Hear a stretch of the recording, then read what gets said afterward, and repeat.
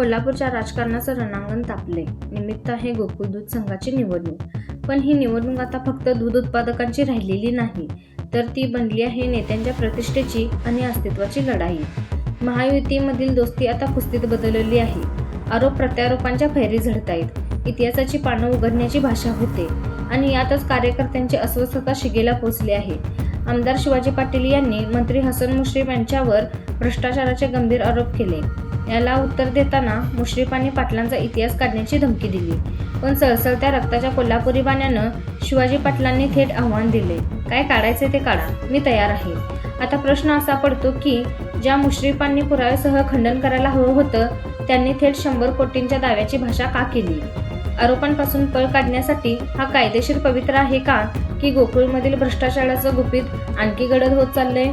यातच नुकत्याच सुरू असलेल्या हालचालींवर नजर मारायची झाल्यास सत्ताधारी नेत्यांच्या संस्थांचे सभासद गोकुळच्या प्रशासकांकडून गेल्या 15 वर्षातील टँकरसह इतर ठेक्यांची माहिती मागवणार असल्याची चर्चा आहे. यातून महाडिक कुटुंबाला घेरण्याचा प्रयत्न होणार असल्याचं म्हटलं जातंय.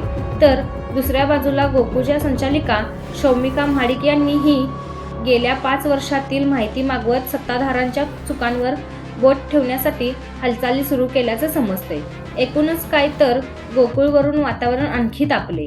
पण निवडणुकीबद्दल बोलायचं झाल्यास एकीकडे महायुतीत उमेदवारासाठी गर्दी होणार, एक जागेसाठी अनेक मोहरे शड्डू टोकून उभे आहेत, पण जागा तर मर्यादित आहेत.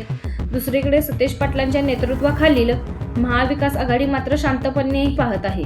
सतेज पाटलांचं अनेक नवचेहरे आमच्याकडे दिसतील हे वक्तव्य खूप काही सांगून जाते. हे नवे चेहरे म्हणजे महायुतीतून डावललेले बंडखोर नेते तर नसतील ना? सत्तेच्या गणितासाठी नेते रात्रीतून कोलांड्या उड्या मारतील का, अशा शंका आता दूध उत्पादकांना येऊ लागली. सगळ्यात महत्त्वाचा प्रश्न, या राजकीय आखाड्यात दूध उत्पादक शेतकरी कुठे आहे? नेते एकमेकांचे गळे धरणार, गोकुळच्या सत्तेसाठी कोट्यावधींच्या वाटाघाटी होणार, पण शेतकऱ्याच्या दुधाला वाढीव दर मिळणार का? खाद्य आणि वैरणीच्या वाढत्या खर्चातून शेतकऱ्याची सुटका होणार का, की दरवेळेप्रमाणे शेतकरी फक्त देणकऱ्यांच्या उसनवारीचा हिशोब करत बसायचा? मित्रांनो, गोकुळची ही लढाई आता केवळ सत्तेची राहिलेली नाही, तर ती कुरघोडीची झाली आहे. नेते आपल्या सोयीनुसार पक्षांतर करतील, अन्नाभाका घेतील आणि ऐनवेळी गळाला लागतील. पण या रणधुमाळीत दूध उत्पादक शेतकऱ्याच्या पदरात 2 पैसे जास्त पडावेत यासाठी कोणी प्रामाणिक प्रयत्न करताना दिसतंय का? तुम्हाला काय वाटतं? महायुतीमधील ही बंडाई महाविकास आघाडीच्या फायद्याची ठरेल का?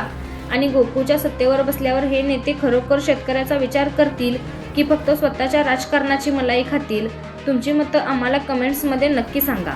कोल्हापूरच्या या राजकीय दंगलीचे प्रत्येक अपडेट्स पाहण्यासाठी आम्हाला फॉलो करा. अशाच नवनवीन अपडेट्ससाठी डिजिटल कोल्हापूर चॅनेलला सबस्क्राईब करायला विसरू नका.